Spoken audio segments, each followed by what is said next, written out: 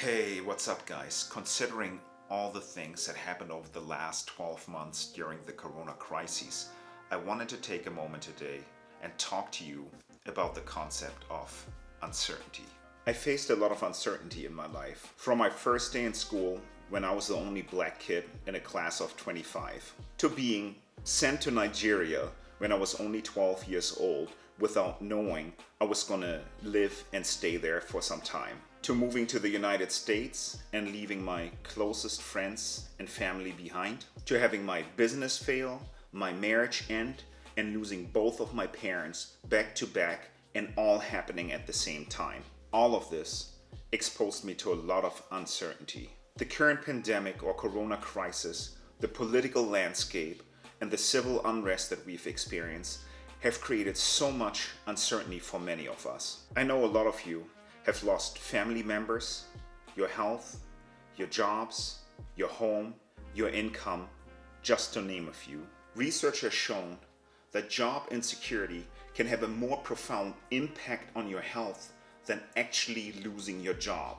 Among the same lines are studies that show that knowing there's a small chance of getting a painful electric shock can lead to significantly more stress and anxiety than knowing you will actually be shocked. Again, most of us would rather be shocked than experience uncertainty. And while there are a lot of things we currently don't have control over, we can embrace working on our reaction to the things that cause uncertainty in our lives and become better at responding to them. So let's dive into a few strategies that can help bring awareness to the things that make our lives uncertain and see how these strategies can help embrace the fear of the unknown more productively. 1. Let's look at some of the major causes of uncertainty. 2.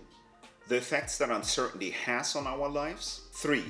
We can learn to dance in the rain rather than waiting for the storm to pass. In other words, what can we do to embrace uncertainty, the fear of the unknown? So what are some of the major causes of uncertainty? Our financial situation, which ties back to our job or business and our ability to pay our bills for us and our loved ones. When this is on shaky grounds, things can become stressful fairly quickly. This has been especially challenging during the current pandemic because many of us have been laid off, furloughed, or had our hours reduced. Our relationships are such a huge part of our personal and professional lives. That's why it's such a big drain on our energy when we feel uncertain about the love from the people we are closest to.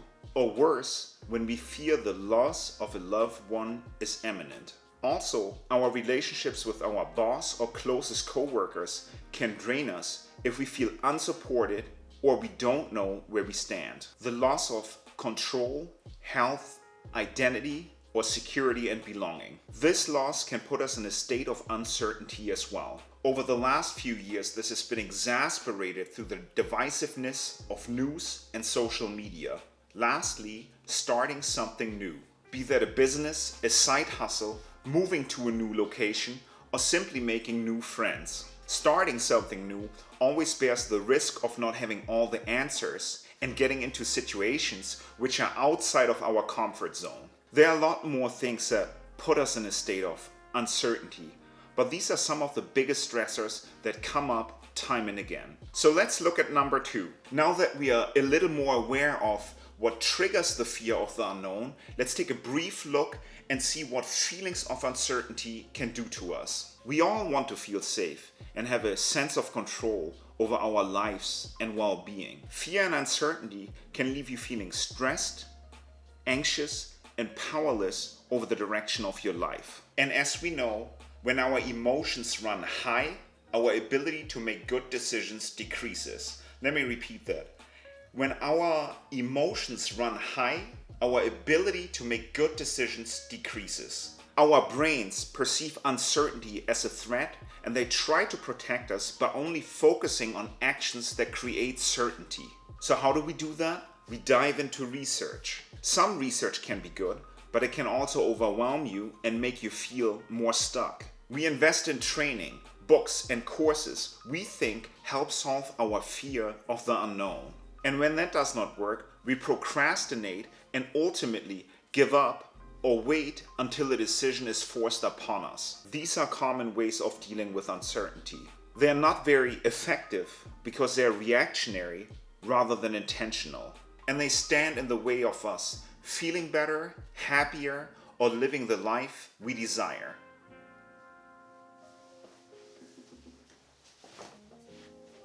So what can we do to dance in the rain rather than waiting for the storm to pass? In other words, what can we do to embrace uncertainty? 1. We can focus on the things that we can control. When I was working on finishing up my divorce, so many things were uncertain. I had just lost my mother to cancer in Germany. When I came back to the US, my savings cushion shrank every day because I was looking for work, and every time I called the lawyer, magically a $250 bill showed up at my doorsteps. I felt anxious and paralyzed, but I told myself there are things I can control, namely reducing the number of times I would call the divorce attorney, being firm and wanting to create the best solution possible for my kids, doing some of the research myself, and talking to my community. On the job front, I committed to increasing my outreach and holding myself accountable through an Excel tracking sheet. Again, I also leaned more on my community for introductions, suggestions, and support. 2. Prepare for the big things in life and sweat the small stuff less. There are a million things we can prepare for to feel more safe and secure. Especially in industrialized countries, we try to factor uncertainty as much as we can out of our lives, which is not a bad thing. But incessant worry about what's happening on the news or in places you're 1,000 miles removed from only leads to more anxiety and uncertainty. Instead, we can think about Pareto's 80-20 rule and ask, what are the 20% of things that impact 80% of my life that I can control? Let's look at our finances, for example. If you had 6 to 12 months of living expenses saved up, an unforeseen job loss or an illness becomes a lot easier to juggle than if you had no resources or no savings to tap into. So picking an area like your finances, your health, or your relationships will be much more beneficial as an area of improvement to focus on than worrying about things that happen on today's 8 o'clock news. 3.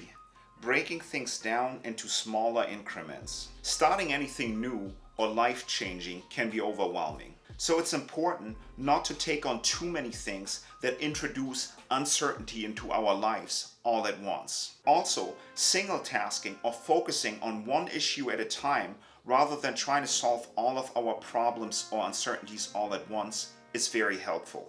They say when it rains, it pours, and sometimes we get hit with a lot of things all at once. However, we can still attempt to take a deep breath and ask, what's the most important thing for me to work on right now? Once you have determined that answer, only chip away on that one issue until there's light at the end of the tunnel. And lastly, reduce resistance. Relationships come to an end. A great job may change into an undesirable one, or we might find ourselves losing part of our health permanently. Instead of wishing this was not our reality, or things are not fair, or why did this happen to me, you can learn to replace those thoughts with more empowering questions, curiosity, and taking actions that are meaningful to you. Most people would agree there are not too many good things about losing your parent, losing a job, or losing part of your health. I certainly felt that way at first when I lost my mother. However, after searching for some meaning in her passing, I realized there was something positive. I had more time now.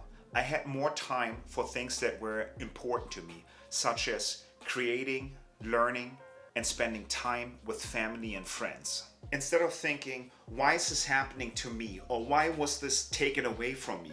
You can pause and reframe your thoughts into, okay, this is my new situation, and what's the one thing that could be good about my new normal? Then focus on embracing that instead. And as they say, where your focus goes, your energy flows. A good friend of mine likes to say, great things never come from comfort zones. If you deliberately push your boundaries or life forces change upon you, dealing with uncertainty can be a huge challenge and feel uncomfortable. Focusing on our control zone, sweating the important stuff more and the small stuff less, breaking down things into more manageable pieces and reducing resistance can help us learn to dance in the rain rather than waiting for the storm to pass. The one thing you can find certainty in when you are uncertain is that you are not alone. Many people have walked a similar path to yours and have come out better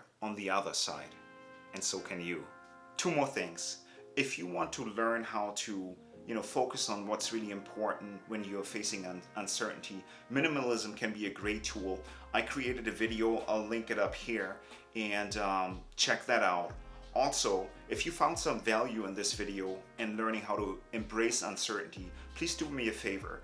Like the video, leave a note in the comment, subscribe to this channel, and share it with one friend who could benefit from learning how to embrace uncertainty.